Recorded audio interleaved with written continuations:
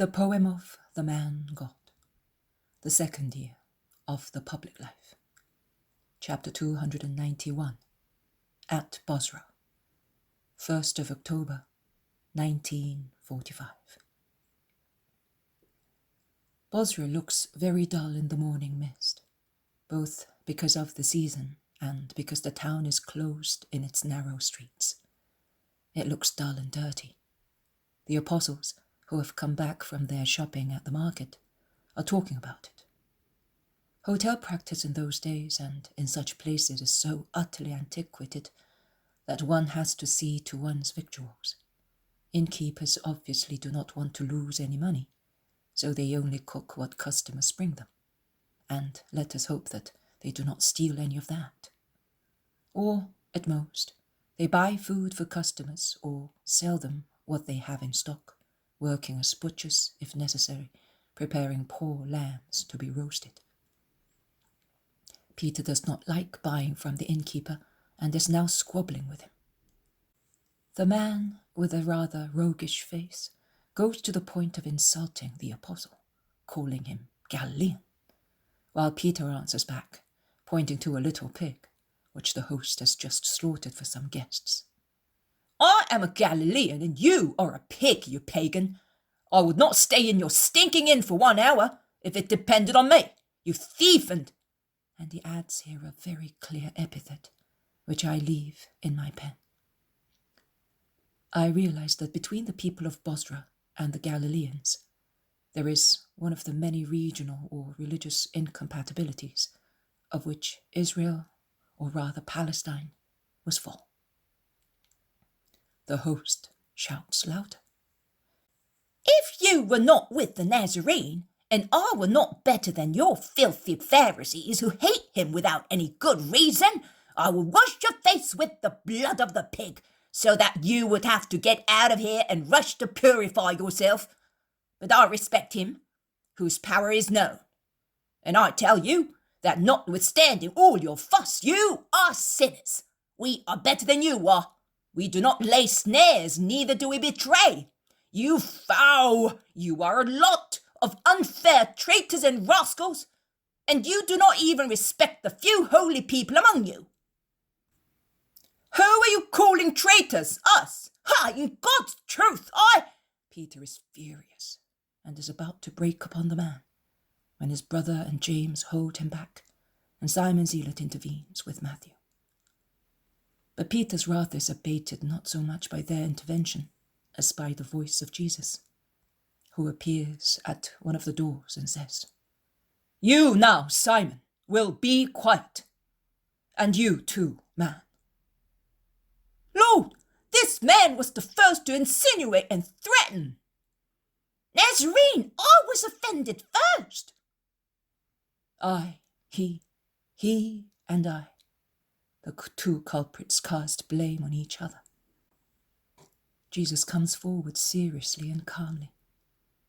You are both wrong, and you, Simon, more than he is, because you know the doctrine of love, of forgiveness, of meekness, of patience and brotherhood. In order not to be ill-treated as a Galilean, you must make yourself respected as a saint. And you, man, bless the Lord if you feel that you are better than the others, and endeavor to be worthy of becoming better and better. And above all, do not foul your soul with false charges. My disciples neither betray nor lay snares. Are you sure, Nazarene? Well then, why did those four come and ask me whether you had come, with whom you were, and so many more questions? What? Who are they? Where are they? The apostles gather round him, forgetting that they are drawing close to a person still wet with the blood of a pig, which struck them with horror shortly before and kept them away. Go and mind your own business. You may stay, Misachi. The apostles go into the room from which Jesus came out, and only Jesus and the innkeeper are left in the yard, one facing the other. The merchant is a few steps from Jesus and is watching the scene, spellbound. Tell me the truth, man, and forgive if blood made one of my disciples furious. Who are those four, and what did they say? I do not know exactly who they are. They are certainly scribes and Pharisees from the other side. I do not know who brought them here. I have never seen them. But they are well informed of you. They know from where you have come, where you are going, with whom you are. But they wanted confirmation from me. No, I may be a rascal, but I know my business. I know nobody, and I see nothing. I know nothing. With regard to others, of course. As far as I am concerned, I know everything. But why should I tell the others, particularly those hypocrites, what I know? Am I a rascal? Yes. If necessary, I side also with robbers. In any case, you know. But I could not steal or try to steal your freedom, honour, and life. And those, I am no longer Pharaoh of Ptolemy, if what I say is not true, and those are lying in wait for you, to do you harm. And who sent them? Perhaps someone from Perea, or the Decapolis, or someone from Trachonitis, or Gaulonitis, or Hauran? No. We either do not know you, or if we have heard of you, we respect you as a just man, if we do not believe in you as a saint. So, who sent them? Someone on your side, and perhaps one of your friends, because they know too many things. It is easy to be informed of my caravan, says Misachi. No, merchant, not of you, but of the others who are with Jesus. I do not know, and I do not want to know. I do not see, and I do not want to see. But I say to you, if you are guilty, make amends. If you know that you have been betrayed, take the necessary action. I am neither guilty, man, nor betrayed. The only trouble is that Israel does not understand me. But how do you know about me?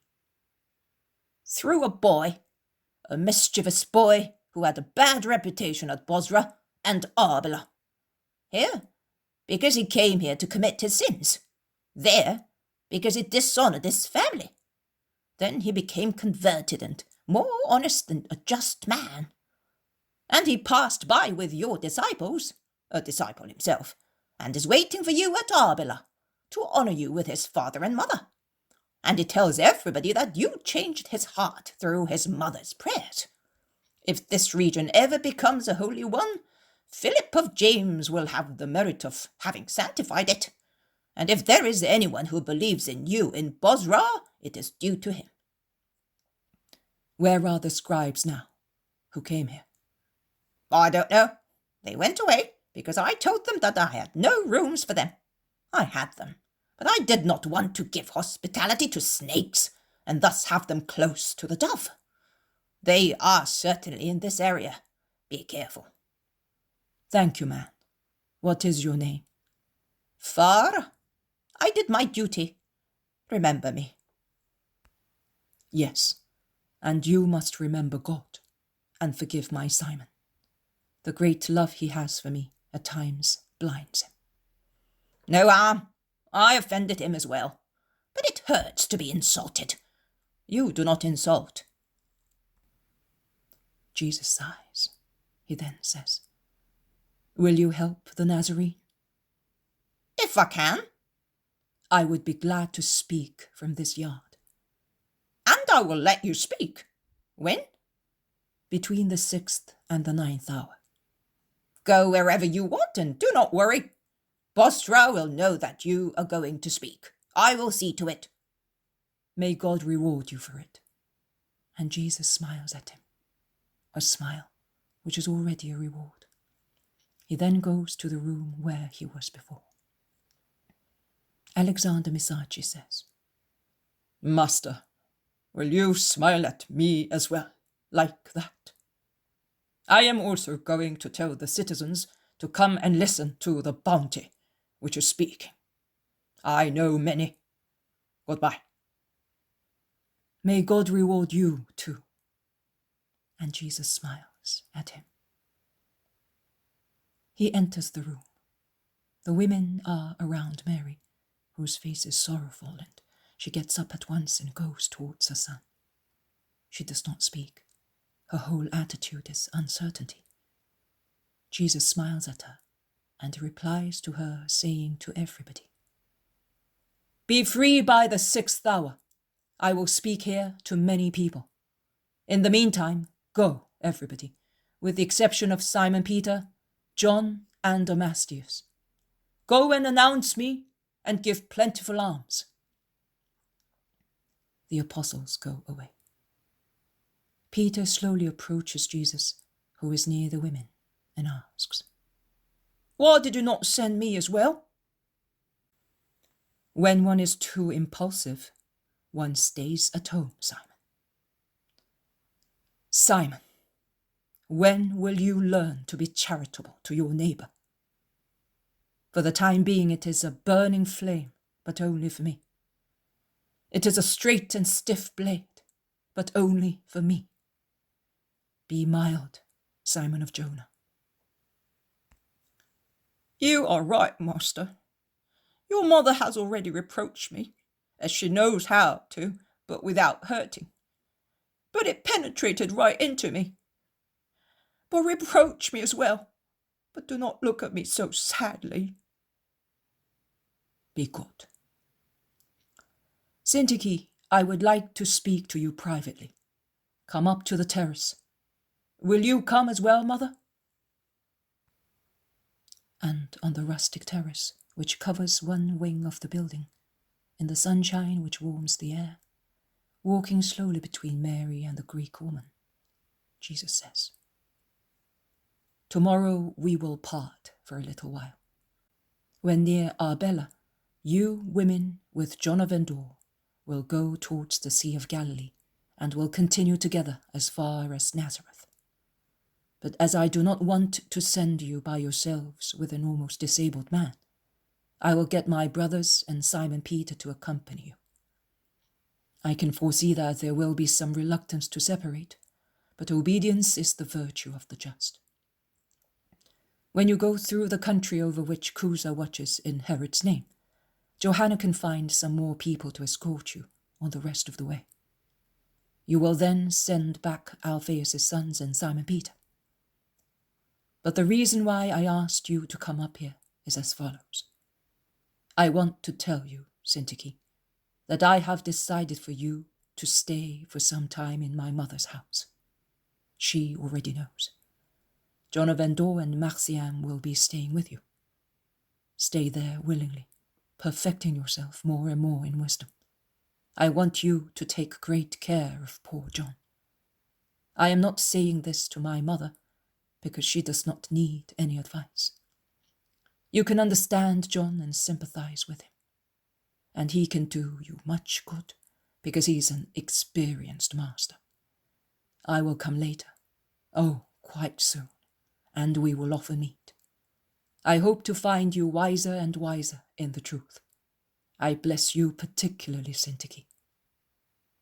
This is my farewell from you for this time. You will find love and hatred in Nazareth as anywhere else, but in my house you will find peace, always.